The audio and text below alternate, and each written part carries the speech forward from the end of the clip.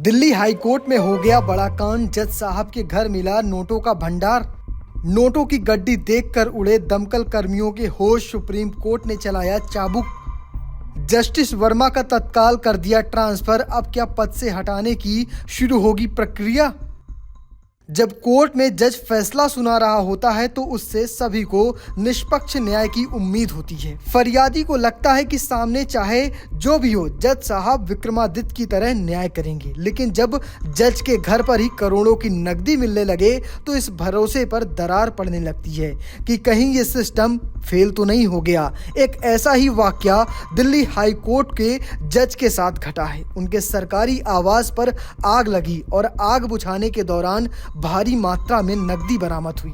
इसके बाद सीजीआई संजीव खन्ना ने तुरंत सुप्रीम कोर्ट कॉलेजियम की बैठक बुलाई और बड़ी कार्रवाई कर दी। तो चलिए आपको इस वीडियो में न्यायाधीश यशवंत वर्मा के बारे में विस्तार से बताता हूं। तो चलिए पहले ये जान लीजिए कि मामला क्या है। टाइम्स ऑफ इंडिया की रिपोर्ट के मुताबिक दिल्ली हाई कोर्ट के न्यायाधीश यशवंत वर्मा के सरकारी आवास पर अचानक आग लग जाती है। जब आग लगी उस समय जस्टिस वर्मा शहर से बाहर थे। उनके परिवार के सदस्यों ने फायर ब्रिगेड और पुलिस को सूचना दी। दमकल कर्मियों को आग बुझाने के दौरान एक कमरे में भारी मात्रा में नकदी बरामद हुई। इसके बाद न्यायपालिका में हड़कंप मच गया। इस मामले की आधिकारिक एंट्री दर्ज की गई। मामला इतना गंभीर हो गया कि सुप्रीम कोर्ट के चीफ जस्टिस संजीव खन्ना ने तुरंत सुप्रीम कोर्ट कॉलेजियम की बैठक बुलाई। कॉलेजियम ने सर्वसम्मत से जस्टिस वर्मा को दिल्ली हाई कोर्ट से उनके मूल हाई कोर्ट यानी इलाहाबाद स्थानांतरित करने का निर्णय लिया। जज वर्मा को अक्टूबर 2021 में इलाहाबाद हाई कोर्ट से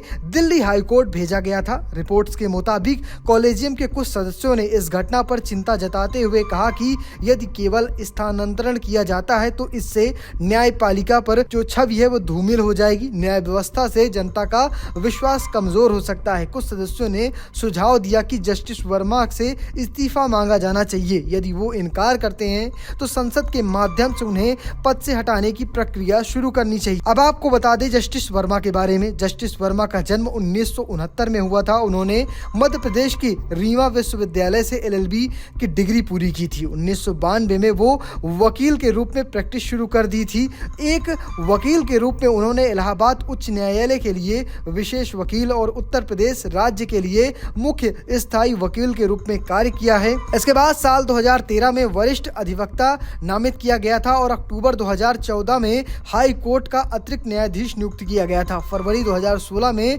स्थायी न्यायाधीश बनाया गया था। बाद में उन्हें दिल्ली उच्च न्यायालय में स्थानांतरित कर दिया गया था, जहां उन्होंने 11 अक्टूबर 2021 को पद ग्रहण किया था। चलिए इस पूरे मामले पर क्या कुछ कह रहे हैं दिल्ली हाई कोर्ट के पूर्व जज SN ढींगरा, वो सुन लीजिए। इसमें कहने लायक क्या है। जुडिशरी में करप्शन एक सर्वविदित वो है कि जुडिशरी में करप्शन है और आज से नहीं है, बहुत पहले से है। और हमारी जुडिशरी के जो महामहिम हैं जिनको इसके ऊपर एक्शन लेना चाहिए उन्हें भी मालूम है, लेकिन इसको ठीक करने के लिए और करप्शन को दूर करने के लिए कोई ऐसा उपाय नहीं किया गया आज तक कि ये दूर हो सके। करप्शन बढ़ती जा रही है और आम आदमी को इसका फल भुगतना पड़ता है। आजकल तो लोग यहाँ तक कहते हैं कि बजाय in the court of Shri so and so वो ये लिखना पसंद करेंगे in the shop of Shri so and so. Sir, इसको दूर करने के आपके हिसाब से आपके मुताबिक क्या रास्ता हो सकता है जो दूर हो जाए। देखिए, रास्ता कोई अपनाने के लिए तैयार तो हो। पहले तो हाई कोर्ट और सुप्रीम कोर्ट के जजों के लिए कोई नियम ही नहीं है। अब जैसे इसके अंदर नोट पकड़े गए तो सुप्रीम कोर्ट में को इमीडिएटली FIR दर्ज करने की परमिशन देनी चाहिए थी।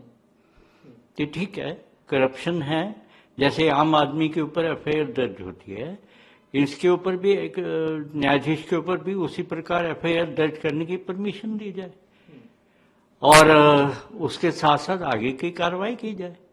सुप्रीम कोर्ट को तो ये करना चाहिए था, उन्होंने ट्रांसफर कर दिया। जैसे आम वो होता है कि एक थानेदार किसी थाने के अंदर जो है रिश्वत के मामले ज़्यादा आ गए तो उसे लाइन हाजिर कर देते हैं, थोड़ा दिन लाइन में रखते हैं, लोग भूल जाते हैं, फिर से दूसरे थाने भेज देते हैं। तो यहाँ भी वही है। तो हम लोग करप्शन को तो स्वीकार कर चुके कि करप्शन है, हमें उसके साथ ही जीना है। फिलहाल आप कैसे देखते हैं पूरी खबर को कमेंट बॉक्स में लिखिएगा और पेज को फॉलो करना, चैनल को सब्सक्राइब करना बिल्कुल मत भूलिएगा। धन्यवाद।